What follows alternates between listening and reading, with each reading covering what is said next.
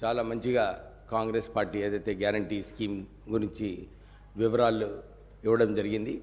తర్వాత మొట్టమొదటిగా వారు చెప్పినట్టు సోనియా గాంధీ గారు అప్పుడు మనకు హామీ ఇచ్చారు, తెలంగాణ ఇస్తామని చెప్పి. అప్పుడు యూపీఏ ప్రభుత్వం 2009లో మాట ఇచ్చిన ప్రకారంగానే 2014లో ఇవ్వడం జరిగింది. ఆ ఉద్యమంలో అందరూ కూడా కలిసి ఉద్యమం చేశారు. ప్రజలందరూ కూడా, అన్ని వర్గాలు, అన్ని కులాలు అందరూ కూడా మాకు తెలంగాణ కావాలని చెప్పి తెలంగాణ ఉద్యమంలో పాల్గొన్నారు.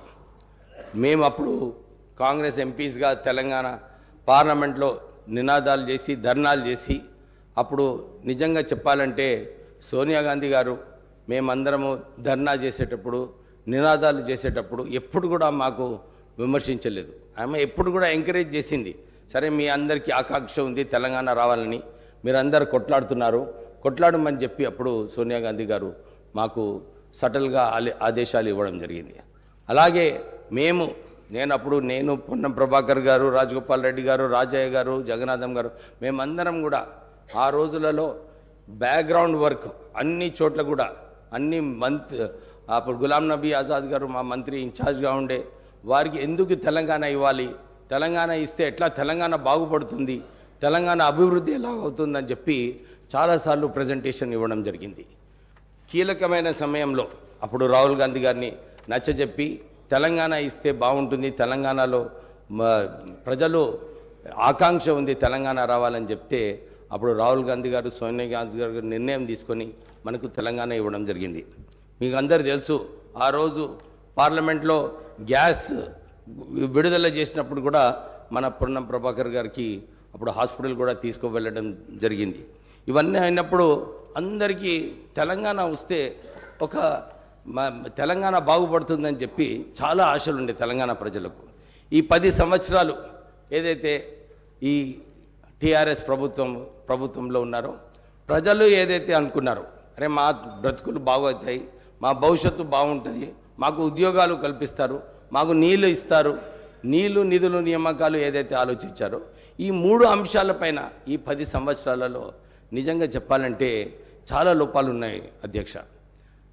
ఇంతకుముందు రామ్మోహన్ రెడ్డి గారు చెప్పినట్టు నీళ్ళ విషయము నేను తర్వాత తీసుకుంటాను, ఎందుకంటే ఆ కాళేశ్వరం ప్రాజెక్ట్ పెద్ద ప్రాజెక్ట్, అది దాని గురించి చాలా వివరాలు ఇచ్చే అవసరం ఉంది. రాష్ట్ర ప్రభుత్వం ఆల్రెడీ రేవంత్ రెడ్డి గారు ఒక నిర్ణయం తీసుకున్నారు, దీనిలో కాళేశ్వరం ప్రాజెక్టులో ఒక ఎంక్వైరీ పెట్టాలి. ఎందుకు ఈ ప్రాజెక్టులో ఏదైతే ప్రాణహిత చేవల్ల గురించి మా నాన్నగారు అప్పుడు వెంకటస్వామి గారు కొట్లాడి ఈ ప్రాజెక్ట్ శాంక్షన్ చేయించారు అప్పుడు. ఎందుకంటే అప్పుడు కేవలం ప్రత్యేకంగా తెలంగాణ ప్రజలకు నీళ్ళు వస్తాయి, 33,000 కోట్ల ప్రాజెక్ట్స్తో ఈ ప్రాణహిత చేవల్ల ఇంప్లిమెంట్ చేస్తే బాగుంటుందని చెప్పి అప్పుడు 11,000 కోట్ల రూపాయలు కూడా ఈ ప్రాణహిత చేవల్ల ఖర్చు పెట్టడం జరిగింది. కానీ కొత్త ప్రభుత్వం వచ్చిన తర్వాత గ్రావిటీతో వచ్చే ప్రాజెక్ట్ని తీసుకెళ్ళి కాళేశ్వరంలో పెట్టడము. ఇప్పుడు ఈరోజు కాళేశ్వరం ప్రాజెక్టులో ఏదైతే 5 సంవత్సరాలలో 1,200 టీఎంసీ నీళ్ళు ఏదైతే తెలంగాణ ప్రజలకు రావాలో దాంట్లో కేవలము 40-50 టీఎంసీలు ఇవ్వడం జరిగింది. 1,00,000 కోట్ల రూపాయలు ఖర్చు పెట్టిన తర్వాత సంవత్సరానికి 10,000 కోట్ల రూపాయలు మిత్తే అధ్యక్ష దానిపైన. అంటే ఈ ప్రాజెక్ట్ వయబిలిటీ ఉందా లేదా? అప్పుడు మాకు చెన్నూరు ప్రాంతంలో, మంతిని ప్రాంతంలో, మంచిర్యాల, మా పెద్దపల్లి పార్లమెంట్ నియోజకవర్గంలో ఎప్పుడు కూడా బ్యాక్ వాటర్స్ నీళ్ళు రాకపోయేది. కానీ ఈ బ్యారేజెస్ కట్టిన తర్వాత ఈ బ్యాక్ వాటర్స్ వలన సుమారు 1,00,000 ఎకరాలు మునిగిపోవడము, అక్కడ మంచిర్యాల టౌన్లో ఇల్లులు కూడా మునిగిపోవడం జరిగింది. అయితే ఒక మంచి నిర్ణయం మా ముఖ్యమంత్రి గారు తీసుకున్నారు. దీంట్లో ఒక ఎంక్వైరీ పెట్టి నిజంగానే ఈ ప్రాజెక్ట్ ఏదైతే అంతకుముందు మహారాష్ట్రతో ఒప్పందం జరిగిందో ఇది నిజంగా రీడిజైన్ చేస్తూ ఇక్కడ మార్చే అవసరం ఉందా లేదా, దీంట్లో ఇన్ని వేల కోట్ల రూపాయలు ఎట్లా ఖర్చు అయినాయి. కాంట్రాక్టర్ అప్పుడు అందరికి కూడా అనుకున్నారు తెలంగాణ కాంట్రాక్టర్స్కి ఈ ప్రాజెక్ట్ లభిస్తుందని, కానీ మనం ఇచ్చింది ఈ కాంట్రాక్ట్ ఆంధ్ర కాంట్రాక్టర్స్కే. వాళ్ళు లాభం పొందారు, వాళ్ళు ధనవంతులు అయ్యారు, కానీ తెలంగాణ కాంట్రాక్టర్స్ ఎవరు కూడా ధనవంతులు కాలేదు. ఇప్పుడే మా గ్యారంటీ స్కీమ్ కింద 200 యూనిట్స్ ఫ్రీ ఎలక్ట్రిసిటీ కరెంట్ ఇస్తామని చెప్పి మా కాంగ్రెస్ ప్రభుత్వం ఇప్పుడే గ్యారంటీలో పెట్టడం జరిగింది. అతి త్వరలోనే ఈ స్కీమ్ ఇంప్లిమెంట్ చేయాలని చెప్పి ఒక రివ్యూ మీటింగ్ పెట్టినప్పుడు ఆశ్చర్యమైన విషయం బయటకు వచ్చింది. 81,000 కోట్ల రూపాయలు లోన్లు, దాంట్లో రుణం ఈ పవర్ యూటిలిటీస్లో ఉన్నాయి.